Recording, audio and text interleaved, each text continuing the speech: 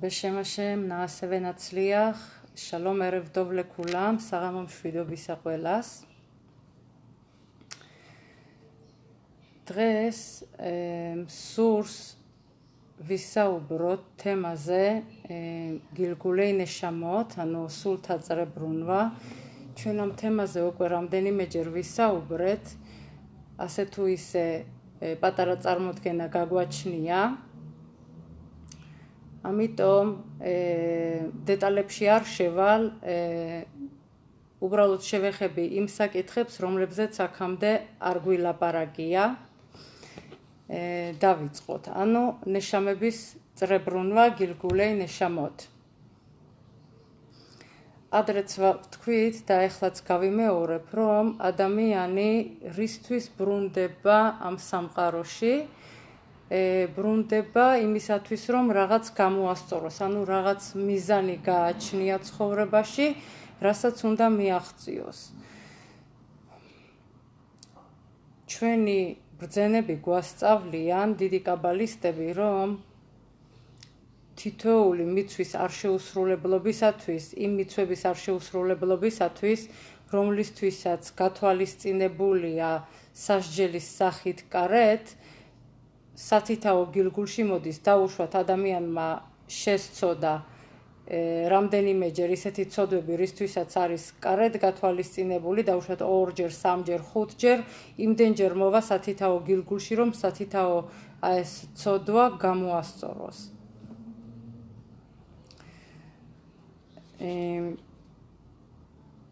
ხშირად არის, რომ ხვდებით ადამიანებს, რომ თითქოს ცნობილი არის, თითქოს ის არის რაშა, ანუ ბოროტი ადამიანი, ასე ვთქვათ, და ყველაფერი ცხოვრებაში აწყობილი აქვს, ბინა აქვს, სახკარი აქვს, ოჯახი აქვს, შვილები ყავს, შემოსავლები აქვს, ყველაფერი აქვს და ზოგჯერ ადამიანი ფიქრობს, როგორ შეიძლება რომ ესეთ ბოროტ ადამიანს ესე ყველაფერი ქონდესო.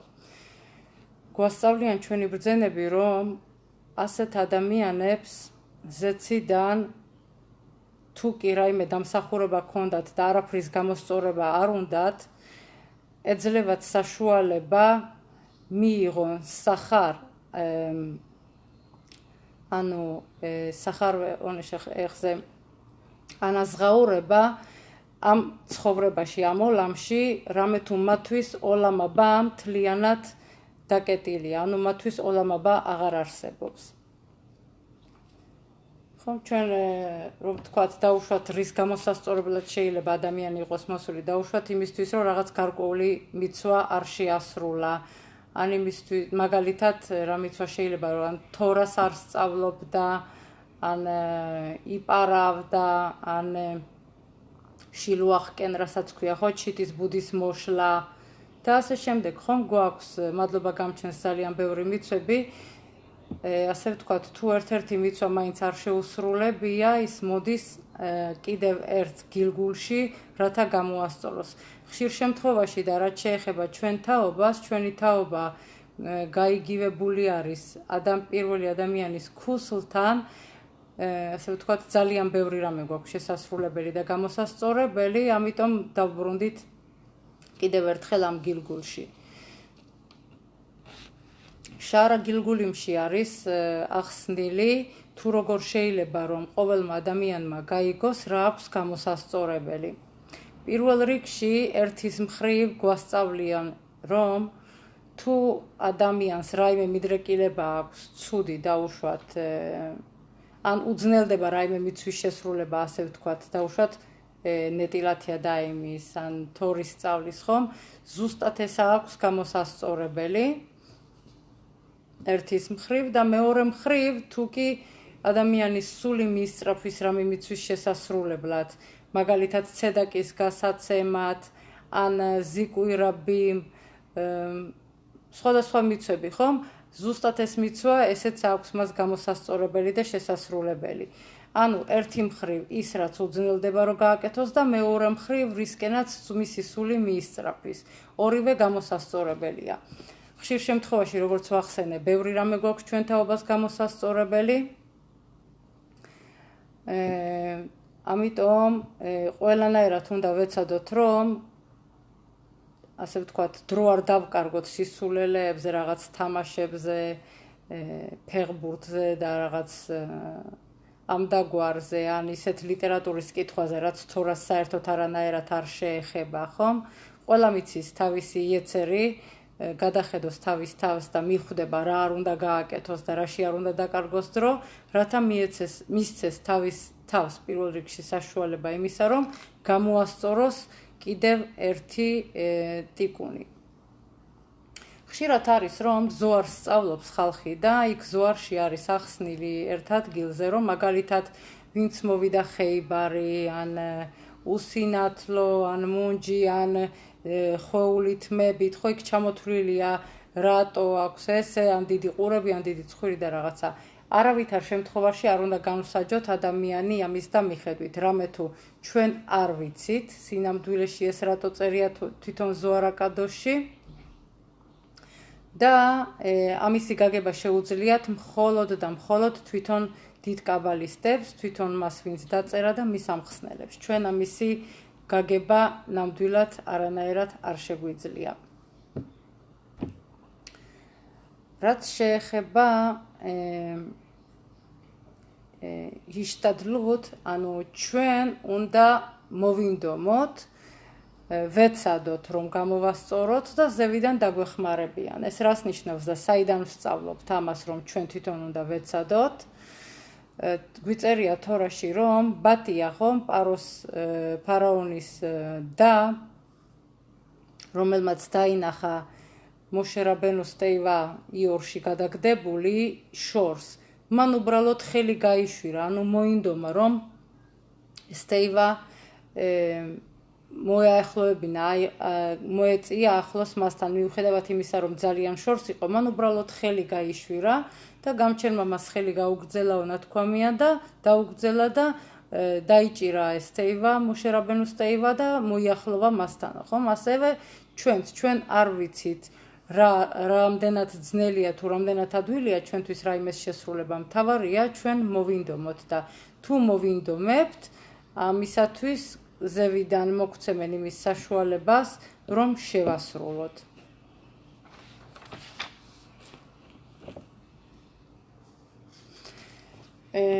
არის შემთხვევები, რომ დიდი სულები, დიდი ცადიკის სულები მოდიან ამ სამყაროში იმისათვის, რომ სხვებს ლეზაკოთ რაბიმ, ანუ სხვები დაამადლიანონ რაიმე მიცვების შესრულებაზე, რამე თუ მათ სულებს საერთოდ არაფერი არ აქვს გამოსასწორებელი.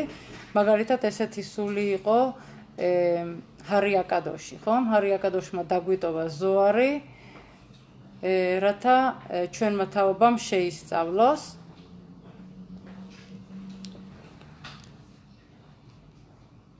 ჩვენს თაობაში, ასე ვთქვათ, ძალიან გავრცელდა კაბალის სწავლა და ყველა ცდილობს რაღაც გარკვეული კუთხით მიუდგეს და ისწავლოს კაბალას.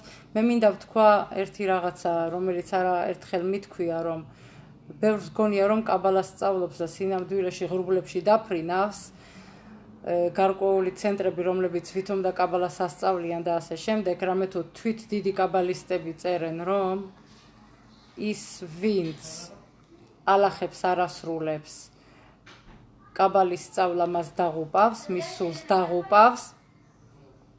ერთი მხრივ წერია, მეორე მხრივ გვეუბნებიან ჩვენი დიდი ბრძენები, რომ ის ვისაც 16-ჯერ მაინც არ წაუკითხავს და არ უსწავლია დაათვეთუნა, მან არ უნდა დაიწყოს კაბალის შესწავლა. ანუ არ უნდა დაიწყოს გილგულეი ნეშამოთ და ესეთი წიგნების კითხვა. ბევრი იწყებს ეგრევე ოცროთხაიმის სწავლას. ვამბობ კიდევ ერთხელ, რომ თავარია ადამიანს კონდეს რაღაც გარკვეული ბაზა, ბასისი, რათა კონდეს უკვე საშუალება, რომ კაბალის სწავლა დაიწყოს. ის, ვინც კიპის გარეშე დადის, ის, ვინც მიცვებს არასრულებს, ის, ვინც ჰალახოთებს არ იცავს, მისთვის კაბალის სწავლა დამღუპველია და არავითარ შემთხვევაში არ დაიჯერონ ის, რასაც გარკვეული კაბალისტური ცენტრები მათ ასწავლიან. მაგალითად მინდა მოვიყვანო, რომ რავკადურიზე ცნობილია ინფორმაცია, რომ რავკადური როცა სწავლობდა გილგულეი ნეშამოთს, წიგნი, რომელიც მას ჰქონდა გილგულეი ნეშამოთთან დაკავშირებით, ინახავდა სხვენში, ჭერის ფიცრებში, რომ არავის არ ჰქონოდა საშუალება, რომ ეს წიგნი აეღო და წაეკითხა.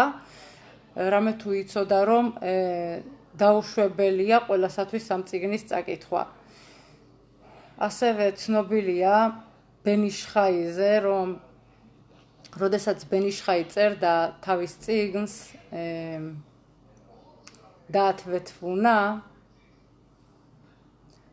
მას ჰყავდა შვილი იაკოვ, ის ჯერ კიდევ ბავშვი იყო, ახალგაზრდა იყო, როცა გაიგო, რომ მამამისი წერს წიგნს ნეშამოთებზე, სულთაწრებულნვაზე და დაინტერესდა და ძალიან უნდოდა, რომ წაეკითხა და ერთხელ მოხდა ისე, რომ აიღო წიგნი ხელში და წაიკითხა იქ, რომ იაკობი არისო მეფე ახავის გილგულიო. ჩვენ ვიცით, რომ მეფე ახავზე წერია, რომ ის იყო დიდი რაშა და ის არის ერთ-ერთი მათგანი, ვისთვისაც ოლამაბა მოკვეთილია საერთოდ, რომ არ არსებობს და დაინტერესდა, ვინ არისო ეს იაკოვიო და მამამისმა უთხრა, რომ მისთვის ჯერ ადრე იყო ამ ყველაფრის სწავლა და კითხვა და ყველანაირად უკრძალავდა ამის წაკითხვას და აუხსნა, რომ ახავი მიუხედავად იმისა, რომ ის იყო ბოროტი და ჩაიდინა ძალიან ბევრი ცოდვები და მისთვის ოლამაბა მოკვეთილია, ის სულის ის ნაწილი, კარგი ნაწილი, რომელშიც მასში იყო, ასე ვთქვათ, კარგი, იმ ნაწილს მიეცა გამოსწორების საშუალებაო და ეს ბავშვი იაკობი ძალიან ყოველთვის ცდილობდა, ეძებდა მიზეს დროს, რომ ეს წიგნი ხელში ჩაეგდო მამამისი, რასაც წერდა და წაეკითხა და ერთხელ, როდესაც ბენიშხაი შიურთურას ატარებდა ლოცვაზე, გმარას სასწავლიდა, რუახა კოდეშით დაინახა, რომ შვილი წიგნთან მიდის და უნდა რომ აიღოს და წაიკითხოს და დატოვა ყველაფერი, წიგნი ყველაფერი გამოიქცა ლოცვიდან მივარდა სახლთან და გარედან დაიძახა იაკოვ, არ დაგინახო, რომ წიგნს ხელი ახლო და წაიკითხო და მოაცილა ისევ შვილი ამ წიგნს, რათა ხელში არ აეღო. ჩვენთვის ცნობილია მისი თაობის სხვა ცადიკებისაგან, რომ ის იაკოვი, რომელზეც იქ თავის წიგნში ეწერა, სწორედაც რომ თავის შვილზე იყო საუბარი, რაღა თქმა უნდა ბენიშხაის არ უნდოდა, რომ თავის შვილს ეს გაეგო.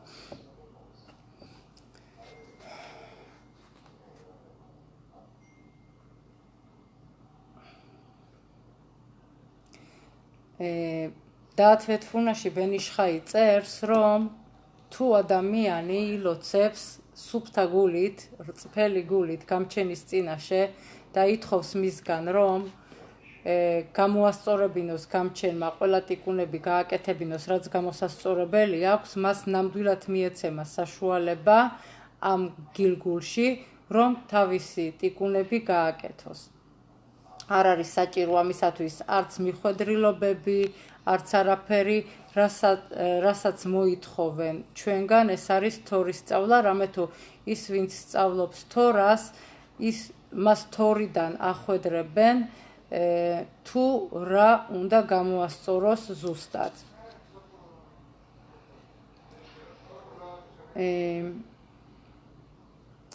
ბევრი გილგულები ჩვენს თაობაში მოდიან მარტო იმისათვის, რომ იტანჯონ ამ გილგულში. ამიტომა რომ თუ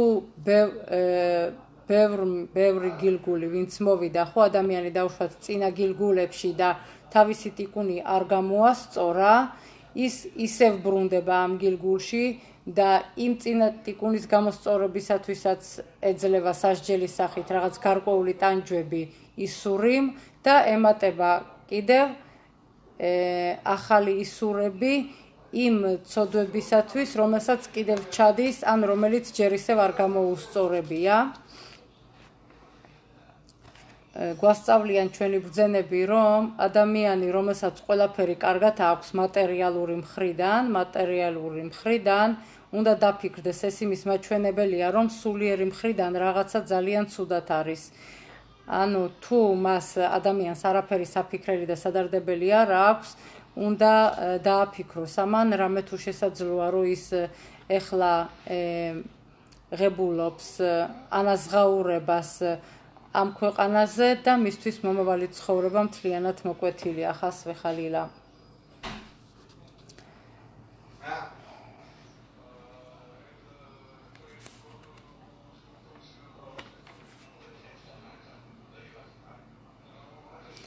ოკეი, უკვე ვთქვი, მაგრამ კიდევ ერთხელ გავიმეორებ, აგრა აკადოში წერს, რომ რასაც ადამიანი ხშირად არღვევს, ის მიცვები, რასაც ხშირად არღვევს, ის აქვს გამოსასწორებელი, მაგალითად ადამიანი, რომელიც ლაშონარას ლაპარაკობს ხშირად, უნდა იცოდეს, რომ სწორედ აი ამ ლაშონარას გამოსასწორებლად არის მოსული, ან დაუშვათ ვიღაცა რაღაცას იპარავს, ან მიდრეკილება აქვს მოპარვისაკენ, იყოს თუნდაც კალამი, იყოს თუნდაც ფანქარი, იყოს თუნდაც ერთი ფურცელი, სწორედ აი ამის გამოსასწორებლად არის მოსული.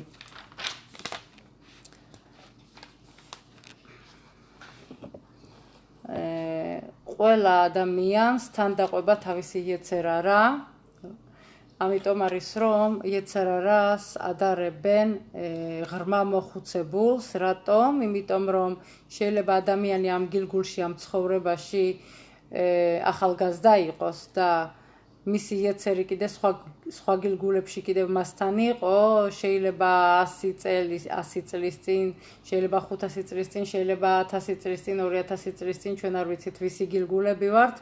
ამიტომ იეცერარას იმას უკვე ისეთი დიდი ნისაიონი აქვს, რათა ჩვენ შეგვაცდინოს. ამიტომ საჭიროა, რომ ყველანაირად შევიკავოთ თავი იმის გაკეთებისაგან, რაც არ უნდა გავაკეთოთ, დავფიქრდეთ ყველანი, პირველ რიგში მე ჩემ თავზე ვამბობ, დავფიქრდეთ და არ გავაკეთო ის, რაც არ უნდა გავაკეთო.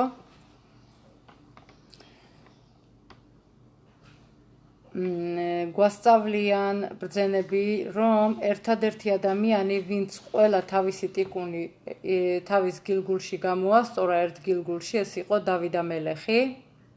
ის მუდამ ხიარული იყო, მუდამ უმღეროდა გამჩენს.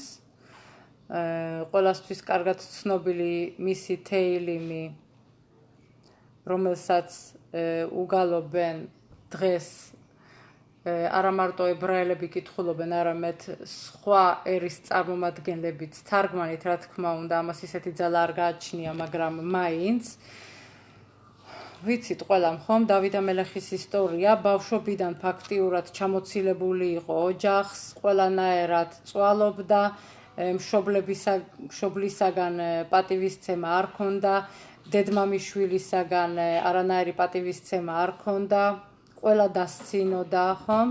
საკუთარი შვილი დასდევდა მოსაკლავად, ხო ვიცით რომ ავშალომი დასდევდა მოსაკლავად, არა მარტო დასდევდა მოსაკლავად, ბევრმა შეიძლება არ იცოდეს, მაგრამ ჩვენ ვიცით რომ დავიდა მელეხს 18 ცოლი ყავდა და არის განმარტებები, სადაც წერია რომ ავშალომმა მამამისის 18-ვე ცოლთან დაამყარა სქესობრივი კავშირი.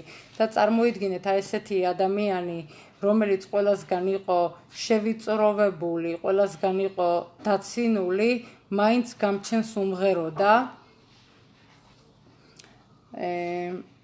რამე თუ მან იცოდა დიდი საიდუმლო, რომ თუ მხიარული არ არის, მას ზეცაში ყველანაირი სამართლები იღვიძებენ, ხომ, ანუ ასამართლებენ მას. ამიტომ არის რომ გვეუბნებიან, რომ ადამიანი ყოველთვის მხიარული უნდა იყოს, რაც არ უნდა მოხდეს და თუ ადამიანი სულიერად მხიარულია, მას არანაირი ავადმყოფობა არ გაეკარება, თუნდაც უბრალო სურდო, ხომ? არანაირი სურდო არ გაეკარება ადამიანს, თუ იგი სულიერად მხიარულია. თუ იცოდეს, თუ რაიმე დაუშვათ გაცივდა, ხომ? იცოდეს, რომ ეს იმის ბრალია პირველ რიგში, რომ ის სულიერად მოწყენილი იყო რაღაც გარკვეულწილად, ასე ვთქვათ, პატარა დეპრესიაში იყო, რაღაც ფიქრებს და განცდებს მიეცადა, სწორედაც რომ ამიტომ მოხდა ეს. ხშირად არის რომ სიზმრებში მოდიან ხოლმე გარდაცვალებულები და რამეს ითხოვენ. პირველ რიგში უნდა ვიცოდეთ რომ ყოველთვის ეს არ არის რომ გარდაცვალებულის სიზმარში ნახვა რომ გარდაცვალებული რამეს ითხოვდეს, ხშირად არის რომ ადამიანი ფიქრობს გარდაცვალებულზე და ამიტომ მოდის ის სიზმარში, მაგრამ არის ასეთი სიტუაციებიც რომ სწორედაც რომ გარდაცვალებული ითხოვს ტიკუნს და საიდან შეიძლება რომ ვიცოდეთ, დაუშვათ გარდაცვალებული სიზმარში მოვიდა და მას სცივა ან რაღაცას ითხოვს რომ ჩაიცვას ან ჩაცმულია ისე რომ სცივა ან საჭმელს ითხოვს რომ შიერია მოწყენილია ხომ და ასე შემდეგ ეს იმის მანიშნებელია რომ მას ტიკუნი ესაჭიროება ხომ ჩვენ ვიცით რომ არსებობს ტიკუნის სახეები არის ტიკუნა ნიფტარი რომელსაც ყველა რაბი არ აკეთებს არამედ დიდი მეკუბალი რაბების გარკვეული რაოდენობა ერთად ჩვენ თვითონ რა შეგვიძლია გავაკეთოთ გარდაცვალებულისთვის ლეილუი ნიშმატო თორის სწავლა ეს შეიძლება იყოს ზეპირი თორაც და დაწერილი თორაც, ხომ? გმარა მიშნაიოთ და ასე შემდეგ. ეს შეიძლება იყოს თეილიმის კითხვა, ეს შეიძლება იყოს რაიმე ცედაკის გაცემა, ან ფულის გაცემა იმიზნით, რომ სხვამ შეისწავლოს თორა ლეილუი ნიშმატ, ხომ? და ასე შემდეგ.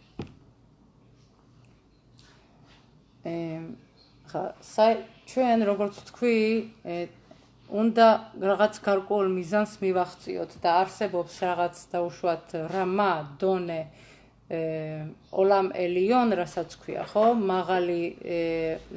მაღალი სამყაროები და არსებობს დაბალი სამყარო ოლამ ტახტონ ჩვენ ვართ ოლამ ტახტონში ხო და ჩვენ უნდა მივახციოთ რაღაც გარკვეულ დონეს ოლამ ელიონს ამისათვის საჭიროა რომ შევასრულოთ მიცვები, ხო? დაუშვათ ადამიანი აკეთებს ზიკუი რაბიმს, იწევს მაღლა, მაგრამ უცბად მიდის და სხვაზე ლაშონარას ლაპარაკობს, ისე ვარდება სულიერად. ან დაუშვათ კითხულობს თორას, კითხულობს თეილიმს და მერე რაღაცას არღვევს, ხომ? არის შმირათა ბრიტის მიცვის დარღვევა, ან რაღაც სხვა ან რაღაცა სიპარავს და ასე შემდეგ ხომ ის ისე ვარდება. ასე რომ თუ როცა ადამიანი გადაწყვიტავს რომ რამე უნდა შეასრულოს, უნდა ეცადოს რომ ასევე თავი შეიკავოს იმისაგან რაც არ უნდა გააკეთოს, რამე თუ მისი შესრულებულმა მიცვამ რაღაც ფასეულობა მიიღოს, რაღაც სიმაღლე მიიღოს და ნელ-ნელა ავიდეს მაღლა და მიაღწიოს თავის მიზანს. რამე თუ სხვა შემთხვევაში ის ყველაფერი რასაც აკეთებს და ისე ვარდება, ის ისევ დაბალ სულიერ დონეზე რჩება და არ აღწევს აი ამ სიმაღლეს, აი მიზანს, რისთვის რის შესასრულებლათაც მოსული არის.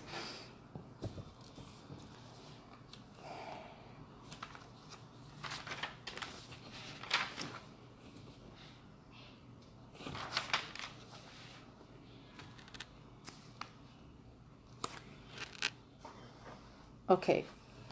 ჩვენ თფილათა ამიდაში ვამბობთ ესეთ წინადადებას ზამთარში, ხომ? ხეშვანის თვეში ვიწყებთ ხოლმე. მეშივა როახ მორიდა გეშემ. ანუ ერთი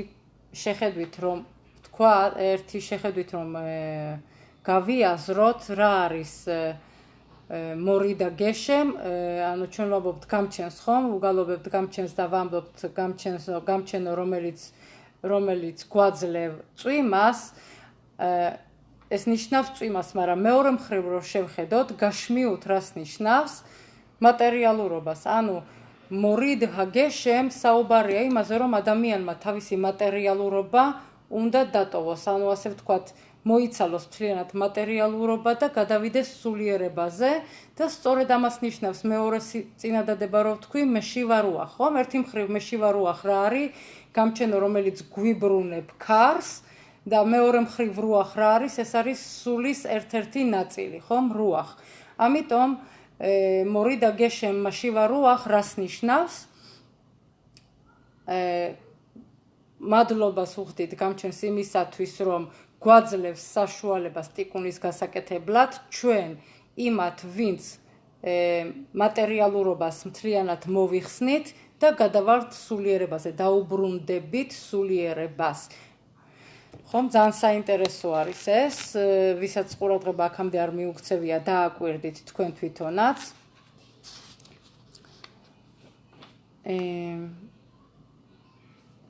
ეხლა მინდა 1-2 სიტყვით შევეხო იმ წინადადებას, რომელზეც ჩვენ ადრეც ვილაპარაკეთ, ჩვენ ყოველ დილაზე თვილოთა შახარიტის დაწყებამდე, შახარიტის ლოცვის დაწყებამდე ვამბობთ ამ წინადადებას. Harini מקבלת עליי מצוות השכל ואהבת לרעך כמוך, והריני אוהבת כל אחד מבני ישראל כנפשי ומאודי. ანუ ვამბობთ, რომ საკუთარ თავზე ვიღებო მიწვის შესრულებას, ვეაჰავთ ლერეახა კამოხა, შეიყვარე მოყვასი საკუთარი თავივით და ყველა ისრაელის შვილიო საკუთარი სულით და გულითო, ხომ? და ვთხოვთ გამჩენს, რომ შეგვისრულოს, მიიღოს ჩვენი ლოცვა, ხომ? რომ ვიცოდეთ, ეს ლოცვა, ეს წინადადება, რასაც ჩვენ ვამბობთ, ეს არის ჰარი აკადოშის ანდერძი, რომელიც დაგვიტოვა ჩვენ უბრალო ადამიანებს, ჩვენაერ უბრალო ებრაელებს, რომლებმაც უნდა ვთქვათ ეს წინადადება. რამე თუ ადრე სიდურები შედგენილი იყო ძალიან უბრალოდ, მასში იყო, ასე ვთქვათ, დაუშვათ ბირკოთა შახარ, თვილოთა შახარ, თვილათ ამიდა და ასე შემდეგ და ბენ იშ ხაიმ, რაბი ხაიმ იოსეფმა ჩაგვიწერა, შეადგინა სიდურები და შეიტანა სიდურებში ძალიან ბევრი რამე კაბალიდან. შესაძლოა ბევრი ჩვენგანისთვის ცნობილიც არ იყოს, ვამბობდეთ, მაგრამ არ ვიცოდეთ, რომ ეს კაბალაში წერია. და როგორც ეხლა ვთქვი და ვახსენე, ჰარინი მეკაბელეთ ალაი, ეს ორი წინადადება, რასაც ჩვენ ვამბობთ, ეს არის ჰარი აკადოშის ანდერძი თითოეული ებრაელის მიმართ. ოკეი, დაათათვუნა რომ ვახსენეთ წიგნი, ხომ? დაათათვუნა ბენ იშ ხაის, თუ გაინტერესებთ, დაათათვუნა. ეს ახლა მე ერთი ტომი მიჭირავს ხელში, მაგრამ დაათათვუნა ეს რამდენიმე ტომეული არის. მე მიჭირავს ახლა რავ მორდეხაი შაინბერგერის კომენტარებით ეს წიგნი. ანუ ის ვისაც უნდა რომ ნამდვილად შეისწავლოს კაბალა, სულ ცოტა 16 ჯერ მაინც უნდა წაიკითხოს, არა ზერელედ, არამედ სრული ამ სიტყვის მნიშვნელობით საფუძვლიანი შესწავლით დაათვეთვუნა და მხოლოდ ამის შემდეგ გადავიდეს კაბალის სწავლაზე. და ცოტა ხანით კიდევ მოგაცდენთ, ჩემო ძვირფასო მაყურებელო, მინდა მოგიყვეთ ერთი ძალიან საინტერესო ისტორია ბაალ შემტოვის მოწაფის შესახებ. ეს არის რაბი მეირ მიფირმიშლან, ანუ ფირმიშლენელი რაბი მეირის ცხოვრებიდან. ის ცხოვრობდა უკრაინაში და მოღვაწეობდა უკრაინაში. ეს იყო ძალიან დიდი ცადიკი, გენიოსი ცადიკი, თავისი დროისა და ჩვენც დღეს რომ გადავხედოთ მის ცხოვრებას, ეს არის უბრალოდ ჩვენთვის, ჩვენი ჭკუისათვის ძალიან ასე ვთქვათ, გაუაზრებელი ფაქტორი. ჩვენ ვერ შეგვიძლია მივახციოთ იმდენს, რასაც ბაალ შემტოვის მოწაფეები აღწევდნენ, გამჩენმა მოგცეს იმდენი საშუალება, რომ ოდნავ მაინც გავიგოთ მათი აზრები და დავუახლოვდეთ ჩვენს ცადიკებს, ჩვენ აზრებში.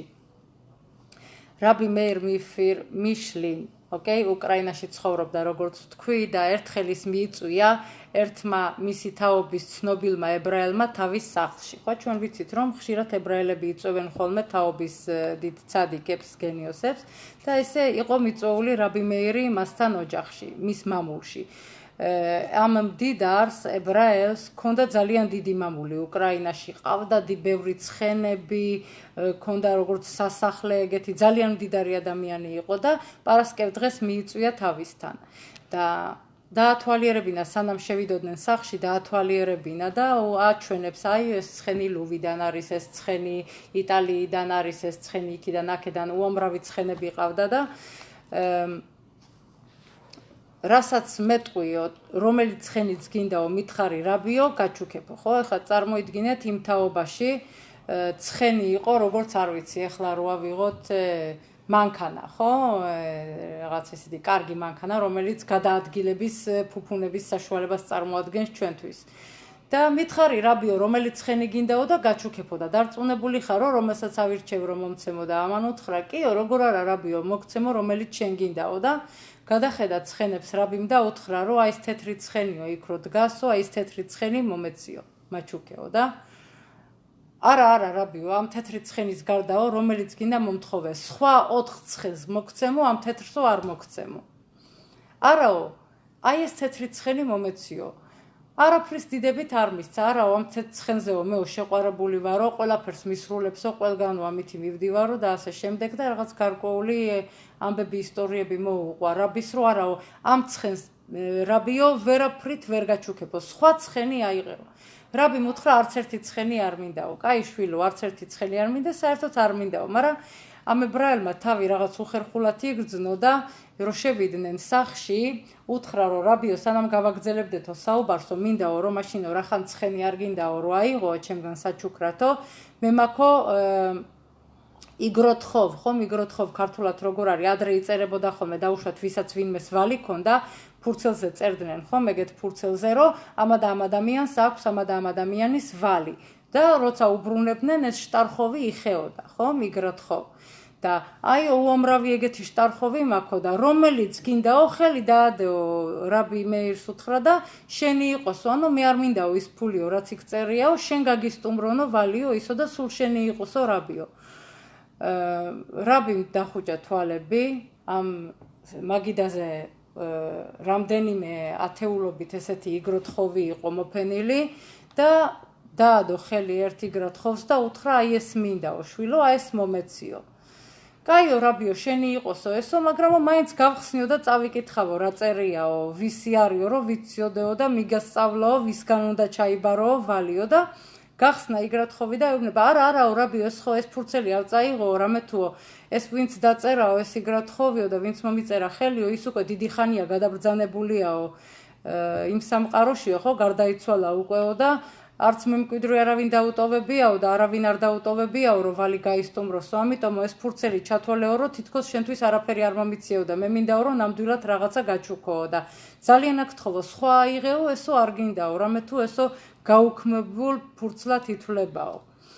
რაბი მუთხრა, არაო, მაინდა-მაინც ეს მინდაო და მოკლედ ამ ლაპარაკში დაითანხმა ეს მდიდარი ებრაელი, რომ ეს იგროთხოვი მისთვის გადაეცა.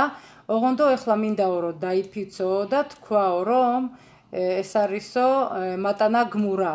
მატანა გმურა, ანუ მუდმივი საჩუქარი, ესე იგი ნამდვილად რომ მას შენ უკან აღარ მოითხოვ არასოდესო და თქვა ამ ებრაელმა განაცხადა რომ კი რაბიო, ზემატანა გმურა, ანუ საჩუქარი, რომელიც მას უკან აღარ მოვითხოვო და როგორც კი ეს სიტყვები წარმოთქვა ამ ებრაელმა, უცბად გარედან შემოესმათ ცხენის ჭიხვინი ხმამაღალი და ხმა რაღაცა დაეხეთქა და გავიდნენ გარეთ და დაინახეს რომ ის თეთრი ცხენი, რომელზეც ლაპარაკობდნენ სულ ცოტა რამდენიმე წუთის წინ, ეს ცხენი გაშხლართული ძირზე ეგდო, სული ქონდა ამოსული.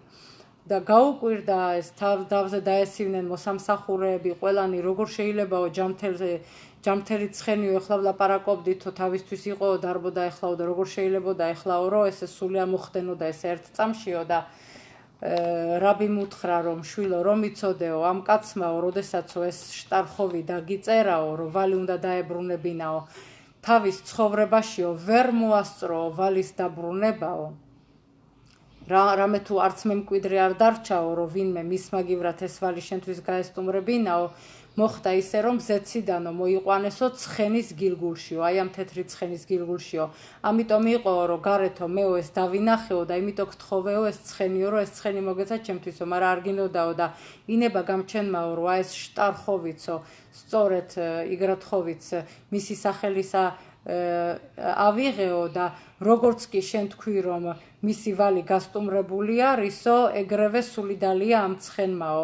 ანუ თავისი ტიკუნი შეასრულა, ვალი შენი შეასრულაო, რამე თუ აქამდე რატომ გიყვარდა ეს ცხენი ყველაზე ძალიანო და რატომ გისრულებდა ყველაფერსო, იმიტომ რომ შენი ვალი ქონდაო და სანამ შენი ვალი ქონდა უნდა შეესრულებინა ყველაფერი, რასაც თხოვდიო. აი ესეთი ძალიან საინტერესო ისტორია. და კიდევ ერთი პატარა რამე მინდა ჩემო ძვირფასო მაყურებელო ვთქვა. ჩვენ ყველანი ვთხოვთ გამჩენს ყოველდღიურად, გამჩენო მომეცი ჯანმრთელობა, ვიღაცას უნდა ფარნასა, ვიღაცას უნდა შვილები, ვიღაცას უნდა ზივუგ. ყველას თავისი რაღაც სჭირდება, ხომ? გამჩენისგან ვინ რას ითხოვს, ან ზოგი ყველაფერს ერთად ითხოვს, ხომ? იცით, ჩვენ რას ვაკეთებთ იმისათვის, რომ გამჩენმა ჩვენი სურვილი შეასრულოს? ჩვენ უნდა ვეცადოთ უკვე ვთქვი რამდენიმეჯერ, რომ უნდა ვეცადოთ ჩვენ თვითონ რაღაცა ერთი ნაბიჯი მაინც გადავდგათ გამჩენისაკენ, რათა გამჩენი დაგვეხმაროს ჩვენ ამის შესრულებაში და კი აი ახლა რისი თქმაც მინდოდა. სიდურებში ბევრი ლოცვის წინ არის რამდენიმე წინადადებიანი თფილა, ბრახა, ასე ვთქვათ, რომელიც იწყება ესეთი სიტყვებით: ლეშემ იეხუდ კუდშა ბერიხუ შეხინტე. ეს არის არამეულად, ხო? მიხვდით ალბათ, ლეშემ იეხუდ კუდშა ბერიხუ შეხინტე, ანუ ვთხოვთ ჩვენ გამჩენს. ბითხილუ რეხიმუ რეხიმუ დეხილუ ლეახადა შემ ოთ იუდ ვე ოთ ჰეი ვე ოთ ვავ ვე ოთ ჰეი. ანუ ჩვენ ვთხოვთ გამჩენს, რომ გამჩენოო, გაერთიანეო შენი წმინდა სახელის 400-იანი სახელიო, ხომ? იუდი, შემდეგ ჰეი, მერე კიდევ ვავი და მერე ისევ ჰეი, რათა მოხდესო გაერთიანებაო და ამ სახელის აღდგენაო და ამან გამოიწვიოსო შხინის დაბრუნებაო, მისი აღდგენაო მიწიდანო. ხო, ანუ საუბარია ჩვენი დაკარგული შხინის აღდგენაზე. ფაქტიურად ჩვენ ამით ვითხოვთ გამჩენისაგან, რომ დაგვიბრუნოს შეხინა, რომელიც დავკარგეთ ბეით ამიგდაშის დანგრევის შემდეგ და მოვხვდით ამ მიზეზითაც გალუთში და დღესაც კი ჯერ ისევ გალუთში ვიმყოფებით, სანამ ბეით ამიგდაში არ ჩამობრძანებულა ზეციდან მესამე, გამჩენმა დაგვამადლიანოს ჩვენ დღეებში მასიახის მობრძანებას და ბეით ამიგდაშის ჩამობრძანებას. ამიტომ აი ეს წინადადებები უნდა ვთქვათ, რამე თუ ჩვენ აი ამისი თქმით, ლეშემ იეხუდ კუდშა ბერიხუს თქმით, ვთხოვთ გამჩენს, რომ გაგვიკეთოს ტიკუნი ლეტაკენ ეთ შორშა ბამაკომ ელიონ, რასაც ქვია, ანუ ზეციურ სამყაროში, მაღალ სამყაროში გაგვიკეთოს ტიკუნი, რამე თუ მაღალ სამყაროში სადაც არის ფუძე, რაც ჩვენ დავარღვიეთ და არ შევასრულეთ, თუ კი იქ მაღლა ზეციურ სამყაროში არსებულ ფუძეში ჩვენის გამოვაკეთეთ, ჩვენ ამ სამყაროშიც დაბლა ამას გამოვაკეთებთ. ჩვენ არ ვიცით როგორ, ჩვენ არ ვიცით რომელ მიცვაზეა საუბარი, ჩვენზე არის მხოლოდ იშტადლუტი. ამიტომ კარგი იქნება თუ გამჩენის დახმარებით ნელ-ნელა დავამატებთ ხოლმე ან შახარიტის ლოცვაზე, მინხის ლოცვაზე, არვიტის ლოცვაზე, ვინც რას კითხულობს, ვისაც რა შეუძლია, თუნდაც ბირკათ ამაზონის კითხვის წინაც არის ეს ლეშემ იეხუდ კუდშა ბერიხუ, უნდა ვეცადოთ, რომ წავიკითხოთ ეს, მიუხედავად იმისა, რომ არ გვესმის, მაგრამ დაახლოებით 1-2 სიტყვით უკვე ავხსენი, რომ გამჩენმა დაგვამადლიანოს შეხინის აღდგენას, მასიახის მობრძანებას, ბეით ამიგდაშის ჩამობრძანებას ზეციდან, ტიკუნები გამოგვასწორებინოს და მომავალ სამყაროს ოლამაბას დაგვამადლიანოს. სულ ეს არის დღეისათვის, ყველას დიდი მადლობა ყურადღებისათვის, თქვენთან ვიყავი სარა ლალი. კარგად ბრძანდებოდეთ.